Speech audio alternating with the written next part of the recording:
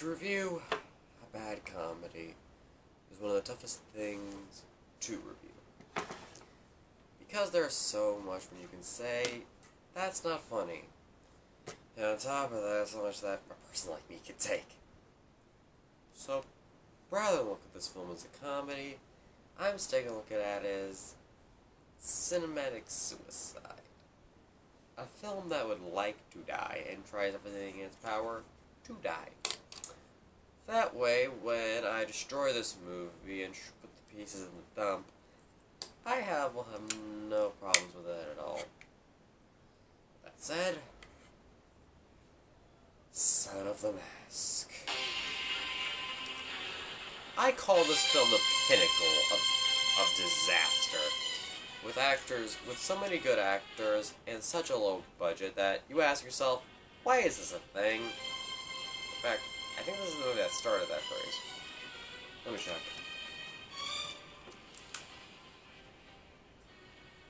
Yep, it was. How bad is it? Do you want to know? Do you really want to know? Well, we're going to find that out. It's always time we have a whole movie that's going to do that for us. This is Son of the Mask. So the movie starts off in Edge City, where the first movie ended. We interview scene that literally has the only returning cast member from the first film, Ben Stein. And I gotta ask, was it even worth getting him?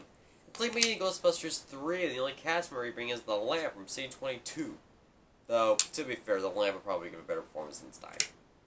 He's talking about Norse mythology, and Loki, and the mask itself. And what do you know? Loki happens to be in the crowd right now, played by actor Alan Cumming. And yeah, he says that Loki was buried and transformed beneath the earth, and Loki himself does not take that well. And he looks like he turns into a cross. He looks like he had a cross between Hulk Hogan, Zoolander, and the Hulk. I mean, seriously, look at this guy. Look at this guy. He looks silly. I mean, how can you take a face like this and not start laughing your butt off? I mean, seriously, look at that makeup. It looks awful. Not to mention the actual performance isn't that well made. Anyway, Loki finds out that the mask on display is a fake. I mean, seriously, create the stupid thing. You can't even tell the difference between a prop and his own creation. Doesn't make any sense. And he, cartoonishly takes off Ben Stein's face, puts it into the display case. Some guards show up. He shoots him with his giant pointer fingers. I wish I was making that up. And then says a bad joke. And then he turns to the Tasmanian devil. How long are we in this movie? This is gonna hurt. After that scene, we find that the real mask is floating in the river and is picked up by the dog Otis, a Jack Russell Terrier that looks like Milo from the first movie, but is not. We're introduced to our main character of the film, Tim Avery, and his wife, Tanya Avery, who were at a friend's house who were just talking about their newborn baby. And we enter movie cliche number 10. Parents having bratty kids and acting like their kids are little angels. And we also enter movie cliche number 12, crotch shot gag. Something about Jamie Kennedy getting a nut shot just makes me happy for some reason. It's done with this movie entirely. Anyway, then Tim has a fantasy where his wife has babies and they're all vampires.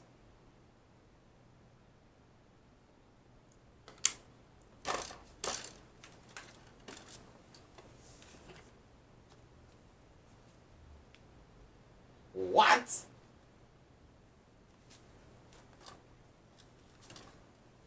Okay. I'm calm, I'm cool, I'm collected. I can move on. Afterwards, Tim is playing some Mario Kart with his Game Boy Advance on their way home, and I feel sorry for them. Want to play a good Game Boy Advance? Want to play a good Game Boy game? Try this. It's a really nice fun. It's a really fun game. It's a baseball game. I think I love it. Just wanted to know. Anyway, so Tim starts messing around by making Tanya look like she's a bunch of animals by messing around with her face to make her happy. Spoiler alert, it doesn't make her happy. So apparently Tim says he doesn't want to have a baby because he wants to better his career before they having the baby. Why? Well, well, yeah, this is Tim's job. Dress him with like the retarded version of Franklin. But honestly, with a job like that, can you really blame him for why he doesn't want to have a baby yet? I mean, if I told my friends that my dad was a mascot for a cartoon studio, everybody at school would avoid me like the plague. Anyway, Tim's whole point in this movie is that he wants to be an animation artist and draw cartoons for his boss. Now, obviously, they hold the whole thing that Tim has insane talent, but he's nervous because he doesn't really have the right words to say. So he goes up to his boss, and what happens? Rejects him. Of course he does. So Tim's second plan is to impress his boss at work during a Halloween party. But seeing how his costume got ruined, he decides to take the mask. And well, this happens.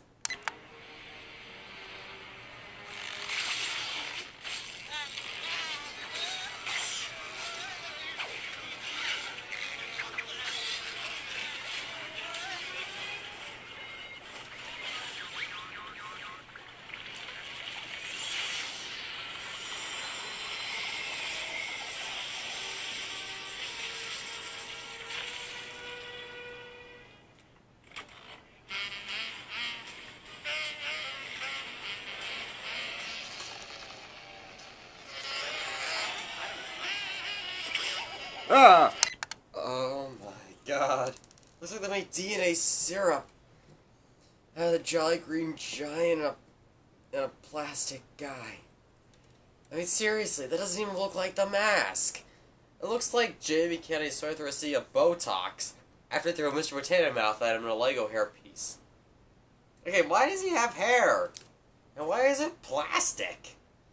Anyway, what happens is, scene that I'm not even going to show because I'd rather save people's insanity.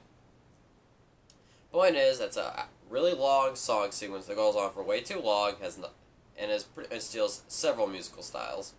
So Tim goes home as the mask, and the next morning, the boss wants to make a cartoon based on what he saw at the party.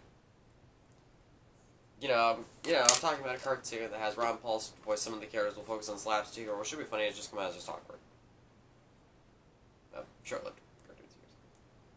But Tiny has some big news too. Apparently she's pregnant, and apparently the baby has the powers of the mask.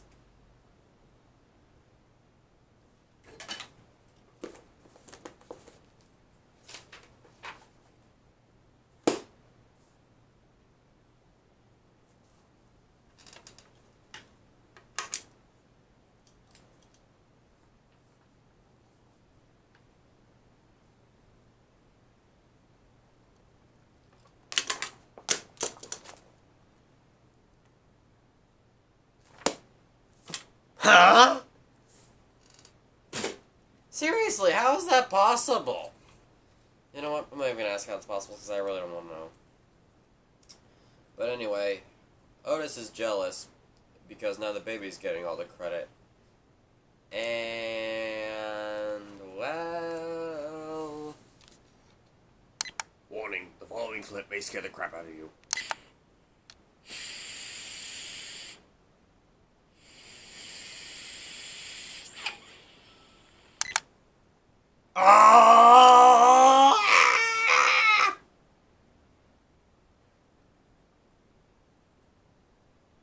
Okay. Now I'm calm collected. I just want to say one thing. What the heck? It was that! I mean, seriously, a lot of people thought this scene was the highlight of the movie. I'm sorry, but I think this scene would scare the crap out of any little kid watching this movie. Anyway, after that, we cut to Loki at a hospital trying to find the baby, disguised as the creepy version of the Hey Cheerios bee that the Hulk sneezed. Anyway, then he stings a nurse and takes her form, and then lists the name of all the babies that were born the same day Allie was. I'm sorry, but I have a few complaints here. Complaint number 1. How Loki figured out the baby has the powers of the mask, I forgot to mention, but Odin possessed somebody and told Loki that. But he never tells Loki where the baby is. I mean, sure, he says it's his mess he has to clean up, but hello, if you're so obsessed with finding his creation, why don't you tell him where the freaking baby is? Another thing, if Loki can change his form to look like the nurse, why doesn't he do that for the whole time instead of just going through these creepy disguises? Oh, and I'm not kidding. Disguises Loki wears trying to find the baby are freaky. Really freaking creepy. Oh yeah, and also there's a bunch of scenes that have Alvy scaring the crap out of Tim. Why? Well, it's because he wants to put him in the mental hospital. Why? I don't know. I have no friggin' idea. Why does he want to put him in a mental hospital? What does he have against his dad? The one thing it do explain is why the dog wants to get rid of the baby. Oh yeah, I didn't forget to mention that. The dog gets the mask. Looks like a creepy picture of cancer. It tries to get rid of the baby. Now granted, they do kind of explain that by saying he wants to be the center of attention again. But yeah, this comes right the heck out of nowhere either. The dog wants to get rid of the baby. Why? It's a few seconds of cartoon looks a lot more funny than the effects that they're showing here. Oh yeah, and I'm not kidding. The effects they show when the dog is trying to get rid of the baby, and the baby so cleverly outsmarts him, is the freakiest crap you'll ever see in your life. The only thing it there is a lot of night terrors you're gonna have tonight. And again, the imagery is creepy. Really friggin' creepy. And I'm sorry, I don't mean to steal any more jokes from the Nostalgia Critic, seeing how I already reviewed this movie, but I'm sorry, I'm calling somebody. Hang on. Yeah, Satan, I found your movie again. Yeah? Yes, I'm watching it. It'll take you a few minutes to get here. Lovely. Bye. You douche. Oh, God, there's more movie. Anyway.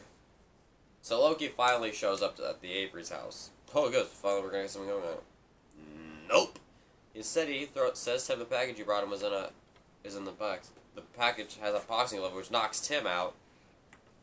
Loki thinks this is the wrong baby and leaves. What? I'm sorry, but what?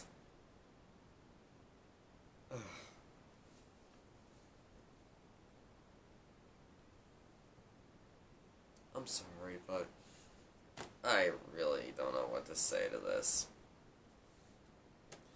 Anyway, then Tim says he's gotta take the baby to see an exorcist, and we get an exorcist reference because it existed. And Loki sees that the baby is real. It really is the baby after seeing him puke green paint.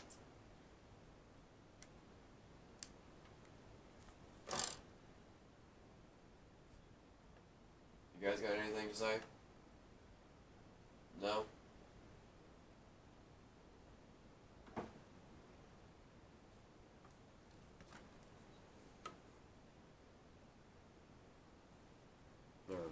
You know what? Screw you.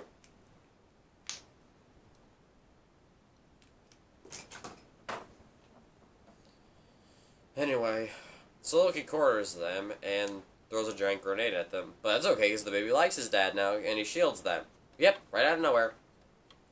Anyway, so Loki is almost about to get him, but Odin possesses Tim and tells Loki he's fed up. He strips Loki of his moral powers, which is weird because the baby does all this stuff to it, and he survives it. But, I digress. Basically, Tim loses his job, and we get a montage of Alvy and Tim getting along.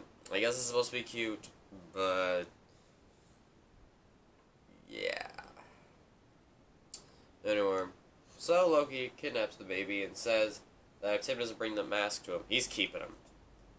And so Tanya shows up, and Tim, thinking it's Loki in disguise, beats the crap out of her. After realizing it's really her, they get the mask from Otis. We get a pointless scene, but yeah, now the movie gets stupid. I'm gonna hop on the crap coaster real quick.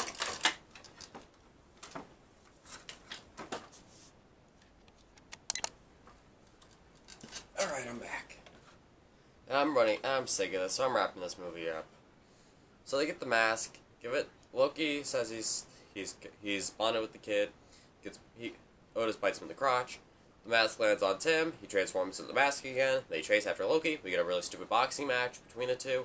Loki says, "Are you in the match?" So they decide to let the kid decide. So Tim takes off the mask to convince Loki to keep, so they can stay with him. Odin shows up. The mask is given to him, and they'll live happily forget ever after with Tim making his own cartoon. Yeah.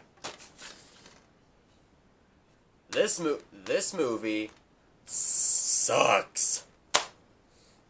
And it's a shame because the first Mask was such a great movie. Why does this one fail? I have a theory about it. So, mainly because a lot of people like to think this movie was bad just because Jim Carrey wasn't in it. Well, really, there's a lot of sequels to Jim Carrey films that he wasn't in. But that doesn't mean they're bad. They're not good, that's for sure. But there are worse. I think the main reason this movie fails is it's not really that funny. And another thing, it is scary. Scary, scary, scary, scary, scary. And I'm sorry, but I want them to make an authentic sequel to this movie. I mean, something that hasn't been done before, they should do so. I mean, the comics had a really great lot of stuff. Now, if you don't mind, I got something to take care of real quick. Son of the Mask, prepare to meet your maker.